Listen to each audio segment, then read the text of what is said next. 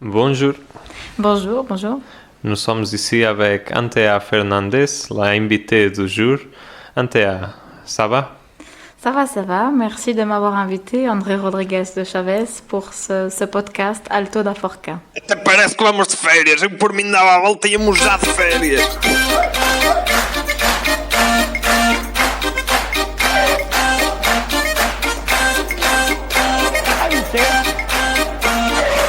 Olá!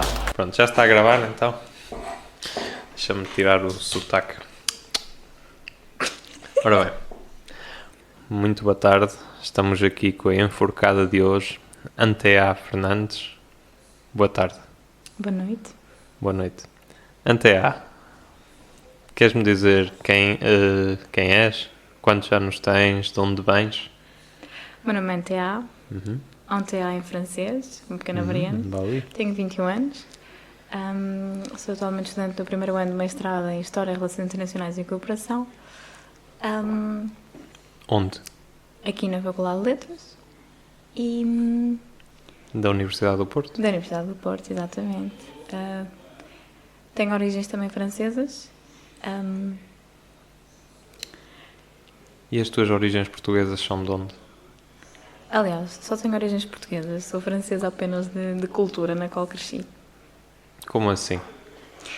Ou seja, fui criada em França, cresci em França, com a cultura francesa, mas acabei por viver aqui em Portugal. Estive no Liceu Francês do Porto, ou seja, estive sempre em contacto direto com a língua francesa, com a cultura francesa. Mas a nível de origens, de sangue, sou 100% portuguesa. De que zona de Portugal já agora? A família do meu pai é de Bragança, Ah, uma pequena aldeia chamada Castanheira. A minha mãe, por acaso, é de uma aldeia mesmo ao lado, que se chama Formil, mas também tenho familiares em Viseu. muito bem. E da França, em que zona é que estiveste? Eu vivi em Choisy-le-Roi, uma pequena cidade, pequena, pronto, como quem diz, pequena em França, se calhar grande em Portugal, a 5, 10 minutos de Paris. Típica arrogância francesa. É a cidade onde nasceu Roger de Lille, foi quem escreveu La Marseillaise, ou seja, o hino francês. Ah, Muito interessante. e gostavas de viver lá? Gostava, era uma experiência diferente. É um sítio mais multicultural, muito mais multicultural do que aqui. Um sítio onde a cultura é muito mais valorizada do que aqui. Mas se calhar um pouco menos seguro, ou seja, uma pessoa sente-se muito mais segura aqui a viver em Portugal, não vivendo sempre em alerta, nomeadamente com a aplicação do plano Vigipirate em França. Com a aplicação do quê? O plano Vigipirate, desde os atentados. No início dos anos 2000 houve atentados em França e aplicou-se um plano, o plano Vigipirate, que faz com que o povo esteja sempre em alerta. Porquê? O que é que prevê esse plano? O plano Vigipirate faz com que haja mais militares, mais polícias em sítios que são considerados de risco, nomeadamente sítios, atrações turísticas, centros comerciais, etc., o aeroporto, por exemplo. Percebo. Tu moraste em França até que idade? Acho que não Até disse. aos 7 anos, 7, 8 anos. Então, pouca consciência tiveste. Eu acho que não, eu acho Não? que até aos 7, 8 anos é aquela fase onde se começa a aprender, a escrever, a descobrir o mundo e acho que é interessante crescer, começar a aprender um bocadinho mais sobre o mundo à sua volta, desde a cultura, a história e depois, de repente, de um dia para o outro, integrar-se noutra cultura completamente diferente. Foi um grande choque quando vieste para Portugal, Muito grande, sim. mesmo em criança. Sim, muito grande. Mas disseste-me que estudaste no colégio francês? No Liceu Internacional, Liceu Internacional? francês, sim. Qual é a diferença desse liceu para as outras escolas? É privado? É um liceu privado, mas faz parte da UFU, que é uma rede de escolas francesas no estrangeiro. A minha mãe, por acaso, ela lá trabalha, ela já trabalhava lá antes de eu nascer E pronto, deslocamos-nos para aqui e estive inscrita na escola durante quase 12 ou 13 anos. Nessa escola lecionam em francês? É tudo em francês ou não? Sim, é tudo como no sistema francês e no final do 12º ano somos avaliados segundo os exames franceses e recebemos o diploma do baccalauréat. Exatamente. Mas é um grande choque mesmo. Em que aspectos, principalmente? É perder aqueles amigos com quem se cresce, perder a casa onde se cresce, o lar, o seu porto seguro, mais ou menos. E eu não recomendava esta experiência a ninguém, não é? Por causa dessas coisas, perder os seus amigos, perder o contacto direto com a sua família. Mas, por outro lado, é uma experiência interessante porque é sempre bom ter mais do que uma cultura, nomeadamente a cultura francesa, que é uma cultura muito, muito desenvolvida, muito rica, e estou muito orgulhosa de ser francesa. Tenho muito orgulho em ser francesa. Dá para perceber, porque estás a dizer que é muito superior. Não estou a dizer que é superior, estou a dizer que é diferente. Ok. Há uma diferença. E agora que já não és uma criança, não é? Continuas a visitar a França com frequência ou nem por isso? Não, nomeadamente por questões familiares. Ok. Mas eu gostaria muito de poder ir para a França. E Tenho muita falta do que é que sentes falta, principalmente? da comida. Ah, Muito da comida. tipo, que tipo de comida? Pastelarias, nomeadamente. Doces. Sim. São muito diferentes, muito mais refinados, muito mais desenvolvidos. São sabores muito diferentes dos daqui. E pão? Pão. A questão do pão. Tens saudades do pão francês? Tenho muita saudade do pão francês. Isso é ótimo, porque nós fomos à França, passamos mesmo a fronteira de carro e trouxemos uma baguete. Vou-te a fazer chegar, não sei se... Muito obrigada. Se é igual, acho que... ficou a meio da mesa. Ficou bem. Estamos numa mesa muito comprida. Deixa-me só testar aqui para ver se é uma verdadeira baguete. Não. Não é. Porque... E vou-te explicar porquê. Ok. Porque uma verdadeira baguete francesa é assim, estala quando se carrega Estaladiça. nela, não é? É estaladiça. Esta baguete é mole. Isto é uma baguete falsa. Ok. A nossa Ou seja, baguete é é uma mole. imitação, exatamente. É uma imitação de uma baguete. Porque uma baguete verdadeira, ela estala. Estou a perceber, é estaladiça. Percebes? Ok, na verdade não fomos à França. Eu acho que é do supermercado ali mais próximo Bem aqui parecia. deste sítio. Estava aqui a pensar e acho que não é verdadeiramente Que não é francesa. verdadeiro. Mas dentro da cultura francesa há um aspecto que eu aprecio particularmente, não sei porquê, que é o aperitivo, que em francês se diz o apéro. L'apéro, sim. Sim, queres falar disso? Queres-me contar a tua experiência? Posso contar. Inverteram-se os papéis. Não, porque acho que as pessoas no fim do dia e antes do jantar se juntam para beber, para comer assim petiscos, coisas assim para petiscar, não é? Depois do trabalho, e eu acho que isso é muito, muito saudável. Eu acho que aqui em Portugal, acho que em Espanha isso também acontece, e que em Portugal não temos isso. Acho que as pessoas saem do trabalho e vão logo para casa e não têm essa qualidade, esse aspecto que para mim é um sinal de qualidade de vida e que aqui não existe. Posso-te perguntar onde é que tu foste tomar l'apéro? Em Em que Paris. zona da França foste para tomar esse mesmo apéro? Em Paris.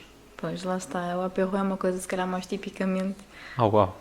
parisiense, ou pelo menos as pessoas que moram no sul da França. Eu acho que o resto das pessoas, simplesmente quando chega à casa, janta e depois deita-se e não tem tempo para o apéro. Quer dizer que é só um hábito das elites parisienses. Exatamente. É um bocado a equivalência de ir à tasca, não é? Aqui em Portugal. Eu diria, pelo menos. É uma experiência diferente, mas Apéro soa muito mais refinado é muito mais chique. do que ir à tasca. E é muito mais caro, de certeza absoluta. Sim, também tive essa experiência. Ora bem, como não estamos em Paris, para já, se calhar um dia gravamos um segundo episódio em Paris, se tudo correr bem, trouxemos até aqui o apéro. Portanto, temos aqui uma caixa de... uma embalagem de chouriço fouet. É fouet que se diz? Foi? Como assim foi? É F-U... Fouet. Fouet. Não conheço, por acaso. Se calhar nem é francês. Eu acho que isso é mais espanhol ou basco ou qualquer coisa do que francês. Ah, ok. Então, se calhar temos aqui um erro de produção. Não tem mal, não tem mal. Isto diz que Posso é examinar, se quiser. produzido em Valência. Portanto, ok. Vamos aqui diz para abrir 10 minutos antes de consumir, portanto, vamos deixá-lo aqui aberto. Porque deve ser muito saudável. Porque não deve ter cá elementos São perigosos. os fumos tóxicos que saem de lá. Sim, já Preciso ter estou a cuidado. perceber. E temos outro objeto que talvez te seja familiar. Não sei, estás-te a rir, não sei porquê, mas vou-te enviar isto para o fundo da mesa. Diz-me se isto. Chegas? Diz-me se isso é tradicional. Deixa-me aqui observar a coisa. O que é que Ok. diz aí? Alho francês. Alho francês. E de que de facto em francês não se chama alho francês. Então. Chama-se poirot, Ah, como poirot. detetive. Ah, Exatamente. interessante. Então, mas acertamos? Sim, é um legume francês, Ah. mas eu acho que não se chama alho francês em francês, chama-se poirot. Poirot. Muito bem, muito bem. Estás surpreendida? Estou bastante. Mas posso-te perguntar porque é que vocês tiveram a ideia. Porque é que vocês associaram o alho francês logo à França? O que é que vos fez? Não fui eu, foi o nosso produtor e toda a nossa vasta equipa de produção. Não sei se queres dar explicações à nossa... A pergunta que ela me fez, eu estava à espera que fosse ela a responder. O que é que faz este alho francês? Sim. Porquê é que se chama alho francês? É porque... Não sei. Não. Que eu não sei. Ok, Não sei. talvez tenha Isto eu sido. acho que é uma cena mais de linguística portuguesa, não é? Não tem nada a ver. Ok. Talvez tenha vindo de França. Porque isto não é um alho, ou é? Fica o mistério. Não, isso, Ok, parece um isso, bocadinho um isso alho, na tem seis ponta, camadas. Isso na ponta, eu já plantei disso. Isso na ponta tem uma Sim, espécie de exatamente. alho, mas muito pequenino. Depois o que interessa é a vagem. Se calhar é só porque, pronto, pensaram que era um alho diferente e... Talvez tenha vindo de França. Se calhar, não sei. Muito bem. Tens os factos? Não temos. Isto Não, é ok. muito, nós só deixamos perguntas no ar, na verdade, não confirmamos nada. Ok, Muito bem. Tens fome? um bocadinho. Pronto, então já empurra para cá a baguete outra vez. Vamos ver se fazemos aqui um serviço de lanche improvisado. Mas enquanto tratamos disto, Posso levar o alho francês para casa? podes levar para casa o alho francês. Ainda dizem que tem.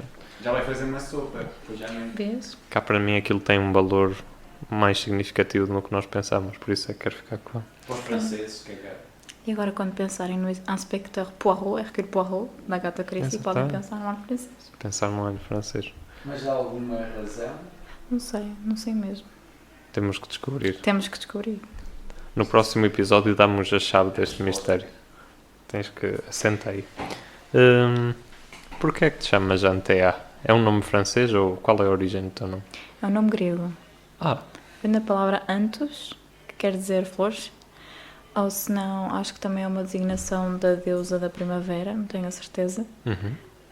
É muito aleatório, mas a minha mãe estava a ver uma série que se passava no deserto, penso eu, e havia lá uma rainha grega que se chamava Antea.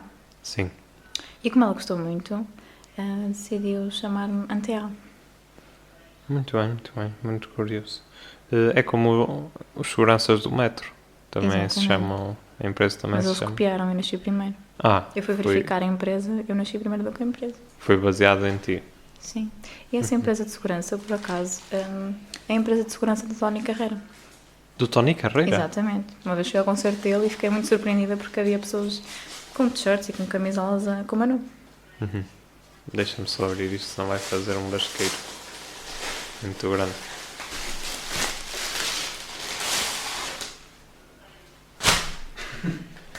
Ok. Foste a um concerto de Tony Carreira? Fui quando fui às festas da cidade de Bragança, em 2017, 18, por aí. Ele tinha um concerto lá, por acaso. Sim. Estás a viver a vida da ABEC. Exatamente. Não, eu não sou a velha. Viste França, ir a um concerto de Tony Eu Carreira. sou francesa, 100%. Uhum. Os AVECs são diferentes. O Os que é? meus avós, por exemplo, eram AVECs. O que é um AVEC? O que é um AVEC? Um AVEC é uma pessoa que nasce, Sim, ou que nasce em França e é criada num contexto, em casa, num contexto social sempre em português, com a cultura portuguesa, sim. que vai durante as férias de verão ou de inverno que vai para casa, ou seja, Portugal. Eles não consideram a França como sua casa, consideram Portugal como a sua verdadeira casa. Está lá sempre no coração deles e pronto, eu acho que me distingo no sentido em que não associo Portugal. Desculpa, estou só a passar a baguete e o chouriço. Passa aí o chouriço. Podes. Não faz mal. Nós gostamos destes barulhos aleatórios no meio da nossa entrevista. Já pensaste em começar um canal YouTube ou um podcast da ASMR? Só a fazer assim. Só com... da ASMR, não é? Exatamente. Que Eu acho que as pessoas gostam destes sons. Acho que sim, eu acho que as pessoas gostam. Não Acho sei. que é uma... curioso do som do alho francês a partir. Mas já tem lá para casa. Posso partir Pode. em francês? Toda a gente diz poirot ao mesmo tempo. Não, porque o objetivo é ouvirmos Ok. o crack. Parte mesmo ao pé do micro. Posso isso. partir? Sim. Muito menos intenso do que eu imaginava. Não, aqui eu sei bem. Ouve, Posso tentar partir do outro lado, podes, se quiser. com força, a ver se... Não. Interessante. Acho que foi a etiqueta que... Acho que... Se isto for bem sucedido, provavelmente temos aqui um segundo canal só Eu de acho som. que devias. Eu acho A que sério? devias, acho que sim.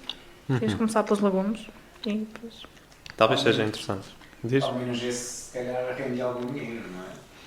Quer dizer, este já está a render, mas não vamos... Depois isto corta-se, não podemos falar disto, não é? Estamos cheios de patrocinadores. Achas que essa questão dos AVECs, como tu chamaste, eu nem sequer falei nesse termo tão derrogatório, achas que está muito relacionado com o sentimento de saudade e depois quando as pessoas vêm para cá é uma espécie de até caricatura exagerada daquilo que é ser português, porque como estão afastados do país, depois vêm para aqui? Definitivamente. Eu acho que eles caracterizam-se muito bem pela definição da palavra saudade. Eles trabalham o ano todo e estão mesmo à espera de chegar a Portugal para estar com a família, para estar dentro da cultura portuguesa e depois seguem aqueles estereótipos todos de virem com carros muito bonitos, muito caros, de vestirem-se com roupa de marca. Não sei, eu acho que tu também és Trás-os-Montes, também podes ter tido uma experiência parecida. Não sei se também queres contar a tua experiência com os AVECs e depois também posso falar-te da minha experiência em Bragança. Desculpa, estava aqui a mastigar o bocado da baguete com o chouriço, definitivamente é uma baguete falsa. Parece chiclete. Não, eu acho que isto parece que estamos a inverter os papéis do entrevistador. Devias começar um podcast. Acho que eu tenho muitos imigrantes na família, inclusive os meus pais. E sim, acho que é um bocado isso que eu falei, da caricaturização, quase, do que é ser português, mas como vivem tão intensamente isso quando estão cá, e mesmo quando estão em França ou nos outros sítios para onde vão, o círculo social dentro do qual se movem é essencialmente português. Não há... As misturas com os franceses são num quadro profissional, não é? Pronto, acho que é isso. E depois, quando vêm para cá, é um livro que fala da vida do Padre Fontes, que é uma figura do Barroso, e que não é ele que escreve, mas quando escrevem sobre ele, em que falam de como depois chegam aqui e com a qualidade de vida que conquistaram lá fora, com o dinheiro, que para as pessoas que estão cá é quase uma percepcionam aquilo como quase uma arrogância, como uma vaidade quando cá chegam, mas não sei, acho que é Sim, eu acho que há uma expressão em francês que se utiliza que é o verbo combrer, cumprir quer dizer fazer sentir alguém completa, como uma só. Eu sinto muito que, por mais que essas pessoas tenham emigrado e tenham uma melhor vida, tenham mais dinheiro, tenham um lar estável, uma casa que é só deles, eles sentem sempre, nunca se sentem incompletos, sentem sempre a falta daquela parte de Portugal que está dentro deles. E acho que isso é sobretudo uma questão dos imigrantes da primeira geração que vai, não é? Porque os filhos deles, achas que mantêm isso? Não necessariamente. Pelo menos eu conheci muitas pessoas que, mesmo em França, como em casa falam sempre português, nomeadamente Sim. dão prioridade à língua portuguesa, à cultura portuguesa. Penso que nunca têm aquela hipótese de se integrar 100% na cultura francesa, ou seja, até eles quando voltam com os pais, ou até depois dos pais, os pais podem ficar em França e eles vão na mesma para Portugal, durante o verão, por exemplo. Eu acho que não é necessariamente uma coisa de primeira geração. E nós falamos de onde tu vivias em França, mas não falamos propriamente de Paris. O que é que tu achas de Paris? Acho que é uma cidade muito bonita, com muito património histórico, mas também acho que é uma cidade muito, muito suja. Infelizmente, Paris não é bem aquela cidade tão romantizada, Sim.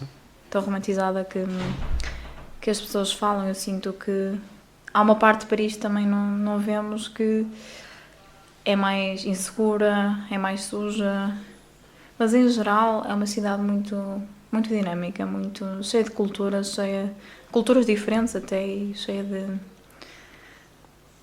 história, diria, de história. Eu acho que havia um Paris de antes, obviamente, e um Paris de agora, mas eu antes sentia muito mais liberdade nas ruas, muito mais à vontade. Agora parece que obviamente isto é para os turistas, mas parece que há uma atmosfera mais opressora na rua. Em Não que sei. sentido, opressora? Não, talvez por causa há muita polícia e parece que há sempre uma sensação de medo. Não sei se isto sim. é... É assim, eu até posso dizer, eu estando aqui em Portugal, não vivendo em França, até eu sinto esse medo. Até só de pensar em voltar para a França, há sempre aquela ansiedade de será que acontecerá algum desastre, será que... É um medo constante e nem consigo imaginar o que será para pessoas que vivem no cotidiano lá, não é? Fomos vítimas de muitos atentados ao longo dos últimos anos e, nomeadamente em situações do cotidiano, estar numa esplanada, ir a um concerto, ir a um jogo de futebol, e acho que as pessoas têm medo, as pessoas querem continuar a viver a vida delas como se nada fosse, mas há sempre aquela insegurança, aquele medo, aquela angústia de e se eu não voltar para casa mais logo, ou não sei. Os turistas, sinto que os turistas, para os turistas é muito diferente, é mais aquela excitação de estar em Paris e não pensar tanto na coisa, mas agora para quem vive lá e quem vê as notícias todos os dias, onde foi desmantelada uma rede de terroristas ou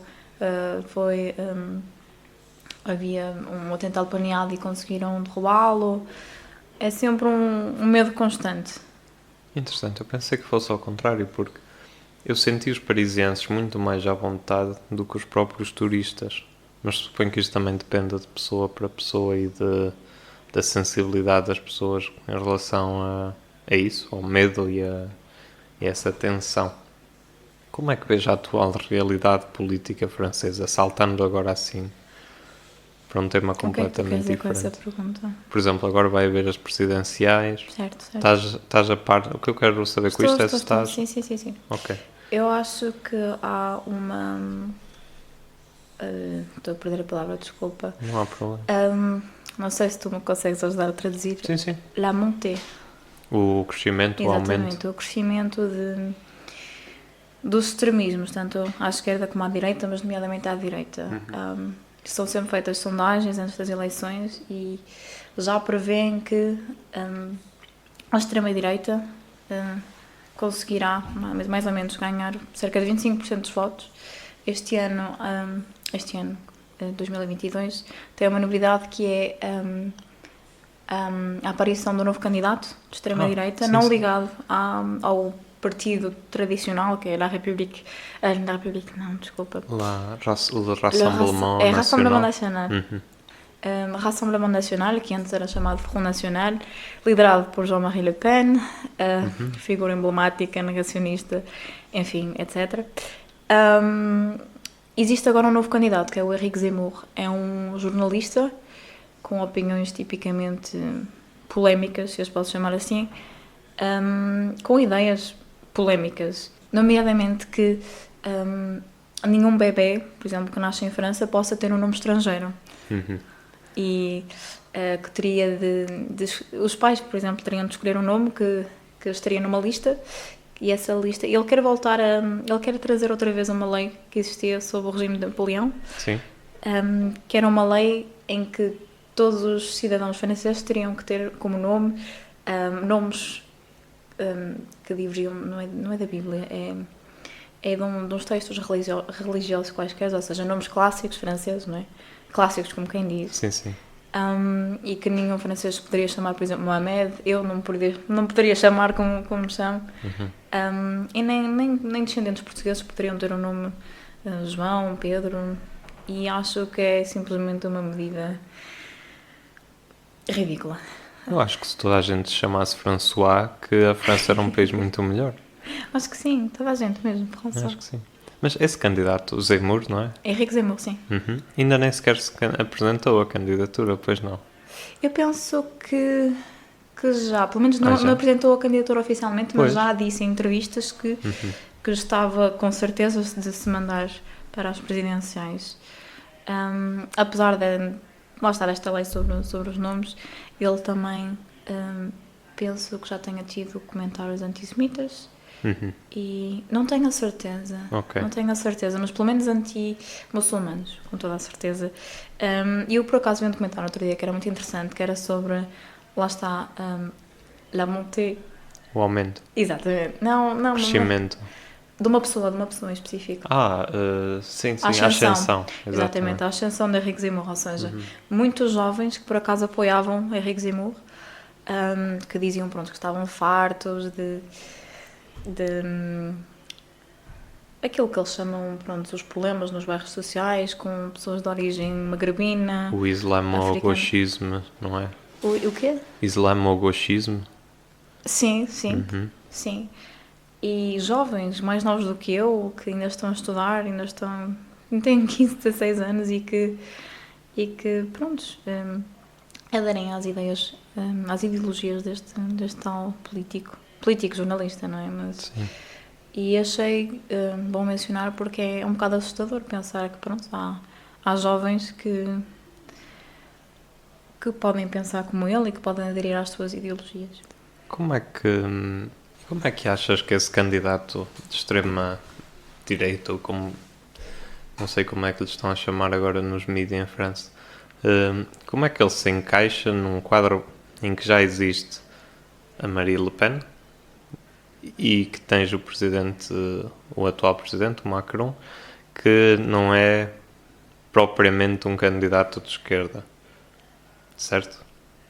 Ele é, o Macron é centro-esquerda ou centro-direita, não é capaz de ser centro-direita? Sim.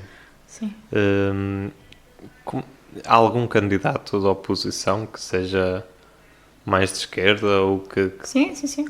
Ok. Existe. Só para voltar a falar do Éric Zemmour, a Marine Le Pen, por acaso, que é agora que está a encabeçar o Rassemblement National, ela rejeita totalmente o candidato Éric Zemmour, ela não se quer afiliar de qualquer forma a ele. À esquerda existe o Partido dos Verdes, eu não consigo dizer exatamente o nome da candidata. O José Collot, não é? Eu acho que é Les Verts, não tenho certeza. Não sei. Fun fact, muito engraçado, em francês a palavra vert, escrita de várias formas, quer dizer várias coisas diferentes, não sei se tu sabes. Não. Por exemplo, vert, com 2 R's e um E, é um copo. Sim. Vert, com um R e um T no final, é a cor verde. ver com S é para Em algum direção, sítio. é? Exatamente. Uhum. E também pode ser uma minhoca. Um verme. Não? Sim, exatamente. Ok. Desculpa, Interessante. lembrei-me. O que é que eu estava a dizer? Sobre os candidatos do espectro político mais à esquerda. Sim. Existe a Anne Hidalgo, que é atualmente a Presidente da Câmara de Paris. Exatamente. E penso, pronto, os típicos candidatos da extrema-esquerda também, que é nomeadamente o Jean-Luc Mélenchon. Jean-Luc Mélenchon, sim. E penso que seja só isso. Eu não tenho a certeza, mas penso que também haja um pequeno partido que tenha nascido daquela revolta contra os passes... Não, os passes sanitários. Sim. Aqui em Portugal, o equivalente dos certificados digitais do Covid. Até por acaso tinha visto um documentário sobre isso.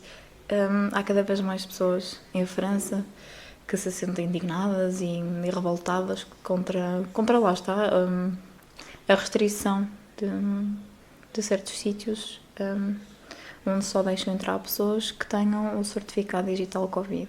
E essas pessoas também não acreditam na existência do Covid, acreditam que o Covid tenha sido inventado pelos governos, uma teoria da conspiração qualquer.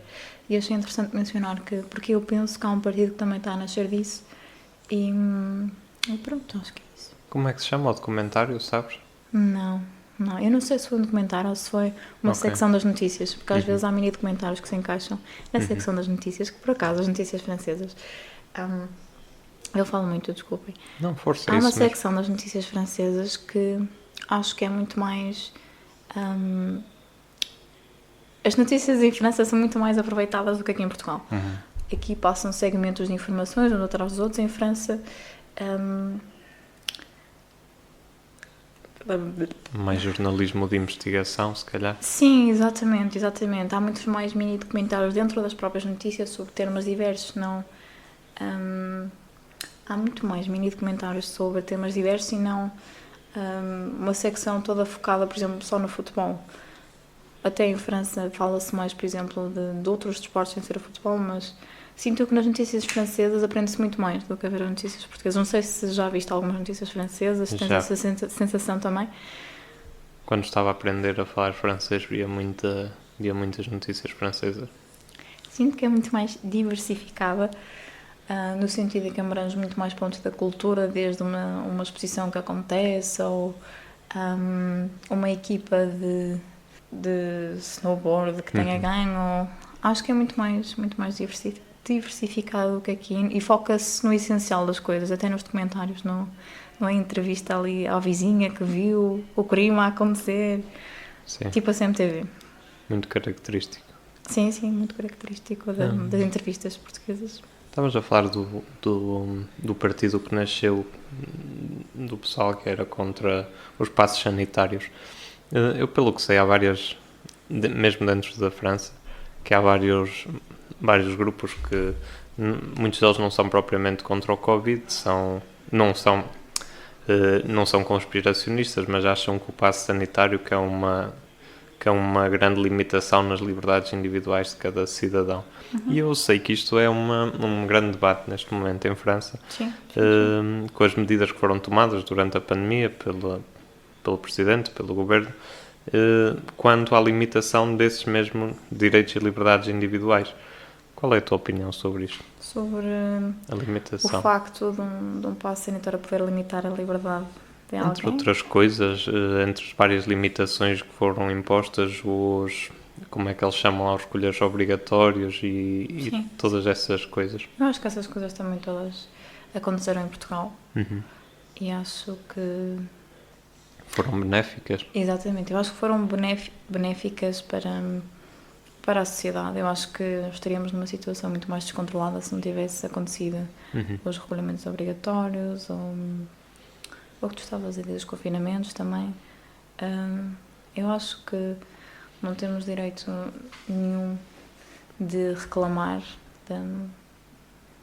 de qualquer tipo de proibição na liberdade individual quando é para o bem coletivo.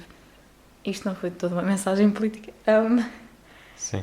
acho que é importante eu saber sacrificar um bocadinho da minha liberdade para depois poder contribuir para a liberdade de todos no final. Acho que é uma coisa importante. Não sei o que é que tu achas sobre isso. Não vou dar a minha opinião porque eu quero saber a tua opinião, mas achas que quando isso acontece, quando há uma altura em que a liberdade individual é sacrificada, achas que voltamos a adquirir essa liberdade? Ou que fica para sempre nas... Estás a falar em específico nesta situação do Covid? Sim, por exemplo, neste momento em França, tem que se apresentar o passe sanitário para entrar em museus, para entrar em restaurantes, mesmo em esplanadas. Achas que isto no futuro não pode criar uma espécie de... Tal como acontece, por exemplo, neste momento na China, em que há o crédito social, ou seja, cada cidadão é recompensado por fazer uma coisa que é diversas coisas que sejam incentivadas pelo governo.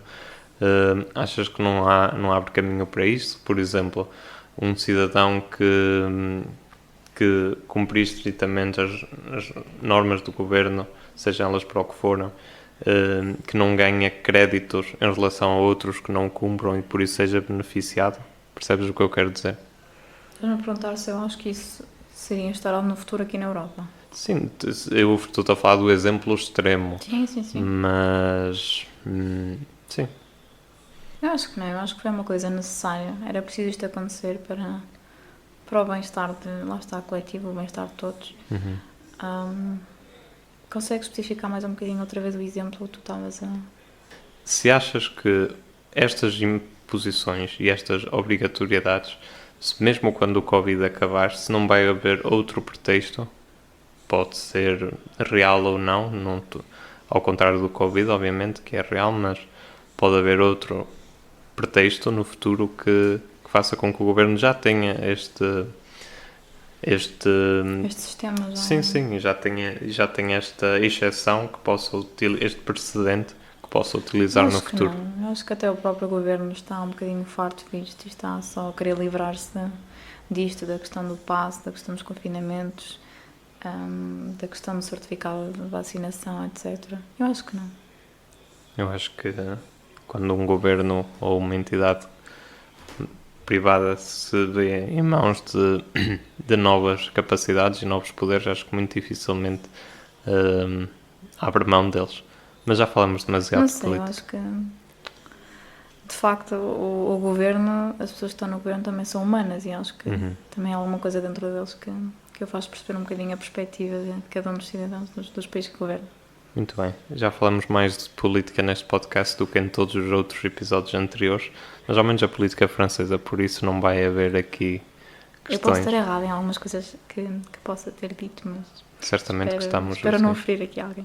Não. Com isto. Isto aqui é liberdade de opinião, portanto não há problema. Falámos muito brevemente no início sobre o teu percurso. Disseste-me que estás a fazer um mestrado em Relações Internacionais? Relações Internacionais e Cooperação. Porquê esse mestrado? A nível pessoal, porque escolhi ficar no Porto. Por razões pessoais, porque quis ficar também perto da minha mãe aqui no Porto, para não deixar sozinha. E também porque, pronto, é uma área que me interessa muito. E a FLU, por acaso, aqui no Porto é a única a oferecer esse percurso sem ser num instituto privado. E sendo a FLUP já a minha casa há 3 anos, pensei por que não. E acho que vai ser uma mais-valia para mim, para seguir também depois a minha carreira profissional e até para atingir certos objetivos. Sim. Disseste que vai ser benéfico para o teu futuro profissional, mas qual é o futuro profissional que ambicionas? Eu gostaria muito de poder trabalhar numa embaixada, no mundo da diplomacia, pelo menos. Acho que seria muito interessante trabalhar numa embaixada francesa, até porque tenho um bocadinho aquela experiência de vida de ter estado de um lado e também ter estado do outro. E sim, também poder viajar através do mundo, viajar pelo mundo. Acho que seria um percurso interessante também. Gostaria muito de poder explorar o trabalho numa organização, por exemplo, como a Unesco, a proteção de património histórico, acho que é uma coisa que também me interessa muito. Misturar assim a história com as relações internacionais, porque também são interligadas. E pronto. Tens dupla nacionalidade? Tenho. Ok, porque isso... Sim, adquiri primeiro a francesa e só depois a portuguesa. Imagino que seja interessante para quem trabalha depois em relações internacionais. Sim, acho que sim.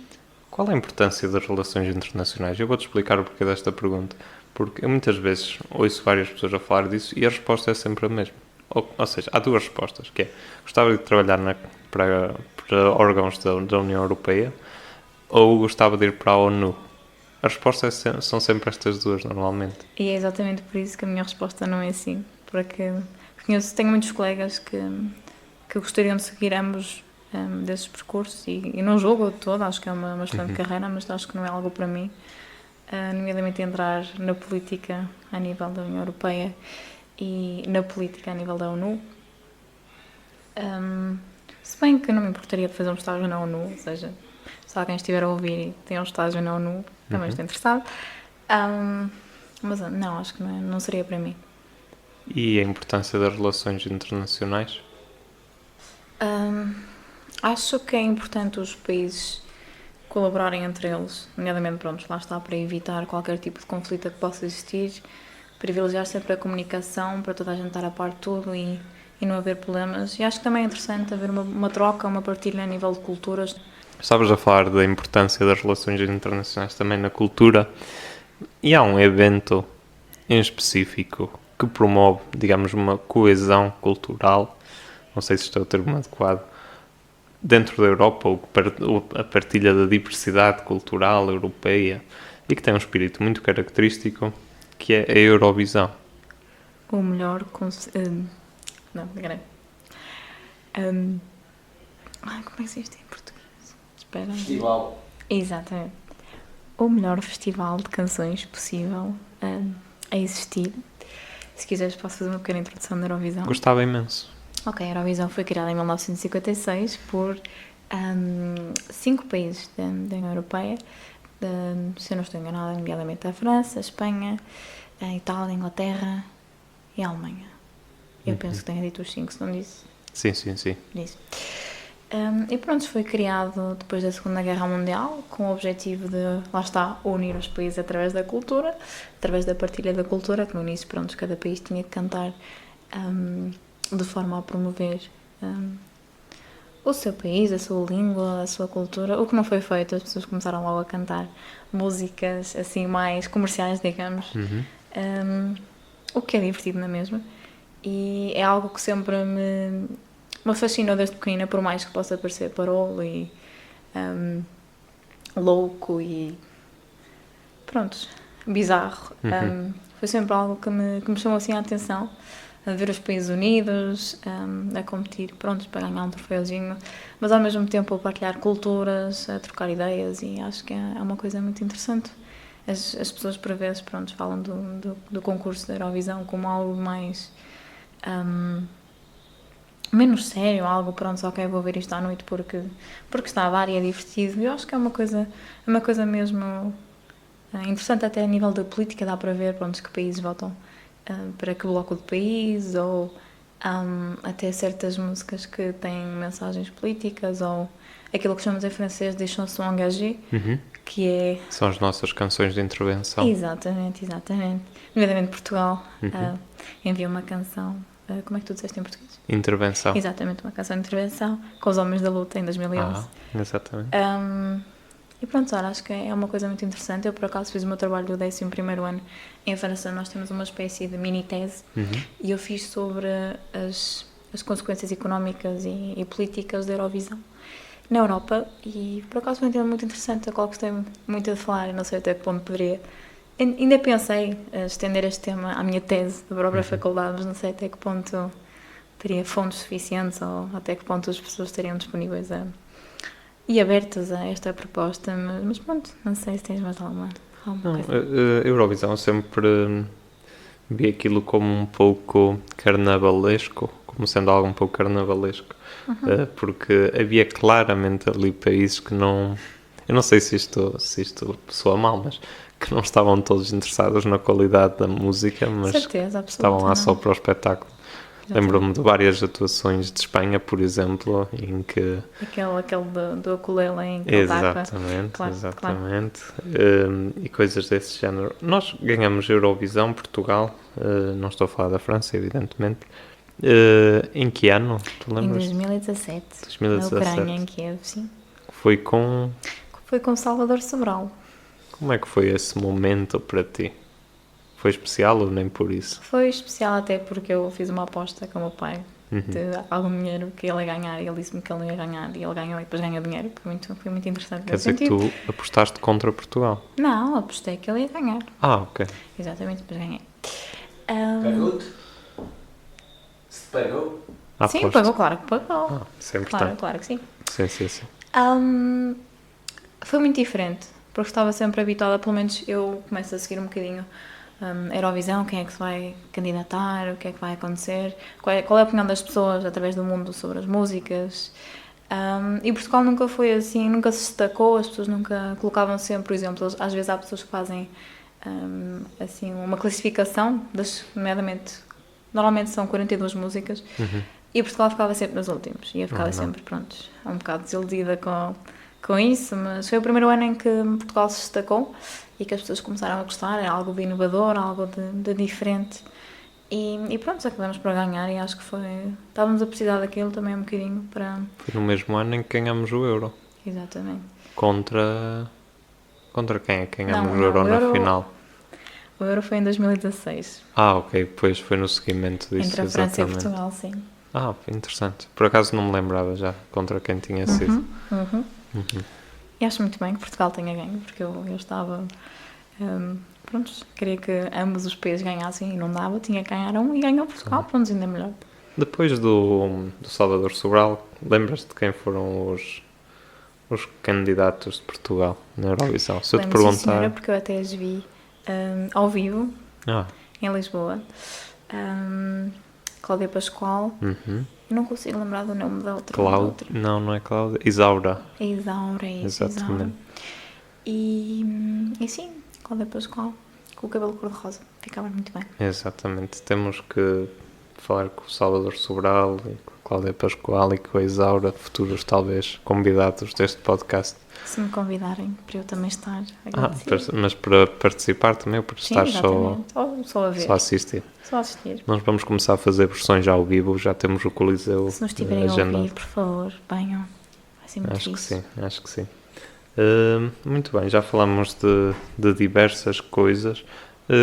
Acreditas na influência astral, ou seja, nos astros, na astrologia, na questão dos signos? Eu não sei porque é que me ponho sempre esta questão aqui nas notas.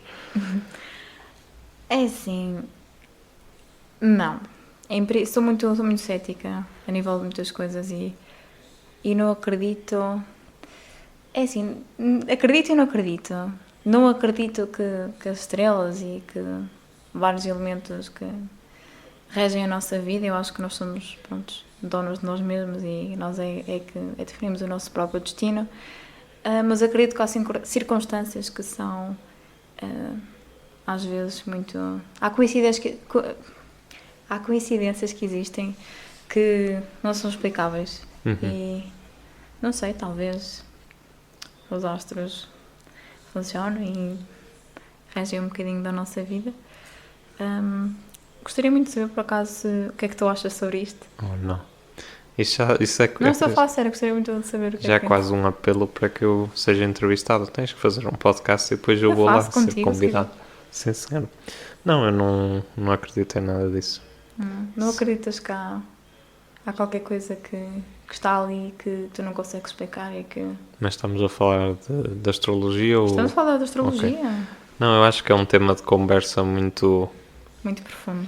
Não Muito achas pouco que há dias profundo. em que, não sei, o sol tem Não. influência em ti? Acho que a astrologia é só um tema de conversa entre pessoas, mas que não tem, de facto, qualquer impacto na nossa vida. Agora, acho que a astrologia é uma coisa muito interessante e a Acho que história sim, acho que sim. e a origem de todos os mitos e dos signos e da simbólica alquímica até. Acho que há muitas Hum, coisas que fazem sentido. Uhum. Depois, se algum dia tiveres a ideia de explorar um bocadinho Sim, esse sim, mundo, sim. só pela investigação, pela curiosidade, acho que ao ver o teu próprio mapa astral, há muitas coincidências que tu não consegues explicar e há muitas coisas que começam a fazer sentido e não sei, acho que é uma coisa muito, muito interessante de explorar. Eu sempre que leio aqueles quadradinhos cá naquelas revistas. Mas não tem, não é aí, Não? é aí. Não. É que eu sinto sempre que quem me dera. Acho que calha-me sempre muito não, bem. mas isso é pronto. Isso é. Não Um é jornalista qualquer que escreveu aquilo pronto, no jornal. Mas acho que seria muito interessante vocês explorarem todos. Devíamos o vosso- falar com uma vidente ou com uma Eu acho que era muito astróloga. interessante. Isso era fixe. Para explorar o vosso próprio mapa astral, podem fazer isso na internet, é muito fixe, são 5 minutos. E há coisas que começam realmente a fazer sentido quando vocês leem com mais cuidado, com mais clareza. Se voltarmos a falar da próxima vez, fazes-nos um mapa astral Faço. e depois dissecamos aqui os Trago resultados. assistentes e tudo. Ótimo. Eu acho que a mim já me fizeram uma vez e acho que não gostei muito do resultado. Não gostaste porque era demasiado parecido à tua vida atual ou não gostaste Não, acho porque... que era porque era demasiado mal, mas já não lembro específico. Não sei que não me fizeram. É como tudo na vida, não é? Há coisas boas, coisas Não más. foi agradável. Não, muito bem. Teremos que fazer um próximo episódio especial com essas questões. Ora bem, vamos então entrar aqui na reta final da nossa conversa. Passou rápido? Passou muito bem. Acho que falamos aqui de uns temas muito, muito interessantes que até poderiam ser mais desenvolvidos. Acho que até com outros Sim. convidados, acho que seria uma coisa interessante. Acho que sim. Só- Tenho uma pergunta. Força. Qual foi a tua atuação de sempre favorita da Eurovisão? Polémico. Vou pensar. Eu tenho uma, não sou muito fã da Eurovisão, nem sequer me lembro do nome do gajo, mas tenho uma que nunca me esqueci. Lembro-me do nome Qual da é? música. A música era algo do género I'm in love with a fairy tale. O gajo era... É Alexander Rybak, em Isso, 2008, gostei muito. representação da Noruega, que ganhou em Moscou. E realmente era uma canção muito interessante, tens razão. É das minhas favoritas, eu acho que não sou daquele tipo de pessoas que consegue escolher uma canção favorita. Eu acho que não consigo dar tudo só para uma, eu acho que tenho que dar um bocadinho de mim para todas, para várias, não é? E pronto, não sei qual será. Então não nos vais dar uma resposta concreta, vais-nos deixar assim em suspense. Exatamente. Eu Deixa não só sei. algumas para os ouvintes. Algumas. Isto é muita pressão. Pânico. Não sei o que escolher. Por exemplo, em 2012, a Sérvia mandou um cantor que se chama Zlatko qualquer coisa. Desculpe, lamento, não consigo saber o nome dele todo de cor. Mas ele tinha uma música muito bonita eu acho que é sobre a saudade, não tenho a certeza. Mas é toda cantada em sérvio, é uma música muito bonita, com uma melodia muito bonita, com vários instrumentos típicos até dos Balcãs, e acho que se todos tiverem a oportunidade de ouvir, não foi em 2008, peço desculpa, eu acho que disse 2008 e 2012. 2012. Sim. Da Sérvia. Exatamente. Ok, já fica aqui uma boa E queria resposta. perguntar Força. aqui ao André qual era a sua música preferida da Eurovisão, já que todos aqui respondemos. Que péssimo, eu não me lembro de nenhuma. Nenhuma? É assim, eu Voltagem. vejo aquilo muito se calhar. Assim uma que te porque- lembres. Ok. Lembro-me, esse espanhol era fixe, esse que eu falei, o que tocava com ukulele. o ukulele. E acho que havia um que tocava com uma guitarra de brincar, daquelas que têm botões e das crianças que fazem sons, que tinha assim um bigode e uma... não sei, se calhar estou a sonhar. Sei, não me lembro. Não. Mas lembro-me... Assim uma que te lembres do ritmo. Quando tu pensas na Eurovisão, tu pensas em que canção? Penso nesse senhor a tocar com uma guitarra de brincar e com o cabelo congela assim todo para trás, tipo Elvis. Mas não... Aqui com... Os Homens da Luta também foi interessante. Sim. Alguma atuação? Olha, tu aquela muito clássica do milho da desfolhada, quem é que canta? Simão de Oliveira. Simão de Oliveira, exatamente. Que erro. E eu recomendava aqui a toda a gente que está a ouvir, de Sim. ouvir as músicas todas portuguesas, pelo menos desde 1900 e... Eu não sei em que ano Portugal entra, porque Portugal entra mais tarde do que 56, mas ouvir as primeiras músicas, são músicas muito bonitas, às vezes são esquecidas e têm melodias muito bonitas e letras muito profundas e acho que era muito interessante para toda a gente também ouvi-las um bocadinho. Muito bem, fica aqui esse apelo. E vamos falar de outra coisa, de outra recomendação pessoal tua, por isso isto é muito importante, que é, se tivesses que escolher um livro para recomendar aos nossos ouvintes, que livro seria? Seria O Perfume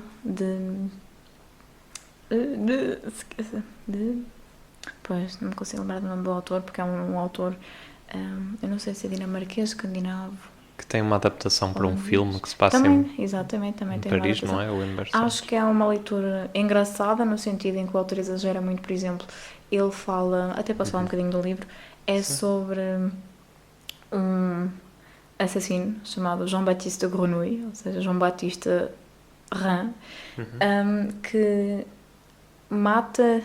começa a matar prostitutas e acaba por fazer um perfume. Ele sente-se muito atraído pelo cheiro das coisas, e nomeadamente pelo cheiro daquelas mulheres, e acaba por fazer sempre um perfume com a pele dessas prostitutas. E a descrição é muito, muito interessante, porque começa a descrever a cidade de Paris como uma cidade muito suja e com detalhes horríveis, mas muito, muito engraçados de se ler. E pronto, eu acho que recomendaria a obra. Chama-se Patrick Suskind. Exatamente, exatamente. Não sei, mas É qualquer Patrick, eu já coisa não sei o que é que eu disse, mas é esse senhor, é. assim. E é um livro muito, muito interessante, é diferente. Ok. E agora, imaginando que tinhas um arquivo tipo da Eurovisão, com todas as atuações que já existiram desde o primeiro Existe um arquivo atualmente, sim. Ok, ou não. Eu estava a fazer aqui uma suposição. Mas sim. Ok, Então, e que dentro desse arquivo havia um vídeo com uma mensagem tua para deixares para a posteridade. Que mensagem seria essa? dentro de um arquivo da Eurovisão, Ok, vamos tentar outra metáfora. se calhar, Dá para cortar a metáfora anterior? desculpa. Ou não, deixa-me só pensar 5 segundos. Pensa. Que eu vou usar outra metáfora. Imaginando que vais deixar uma mensagem numa garrafa e que essa garrafa vai ser atirada ao mar e que alguém vai encontrar essa mensagem daqui a muito tempo. Ou não, daqui a pouco tempo também. Que mensagem deixarias nessa garrafa? Sejam genuínos, falem sempre uns com os outros, deixem saber às pessoas como é que vocês se sentem, para não haver más interpretações, e sejam também genuínos com o mundo, sejam vocês mesmos sempre, e pronto, acho que isto foi um bocado profundo, mas é mesmo isso, a vida, só temos uma vida e aproveitem-na, sejam bons, sejam simpáticos e façam mesmo aquilo que vocês gostem, e pronto, acho que é isso. Com esta nota que vai contra a teoria da reencarnação, terminamos o nosso podcast de hoje. Muito obrigado. Obrigada.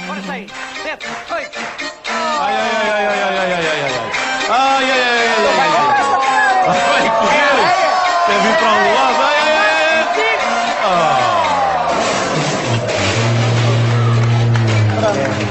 Já foi.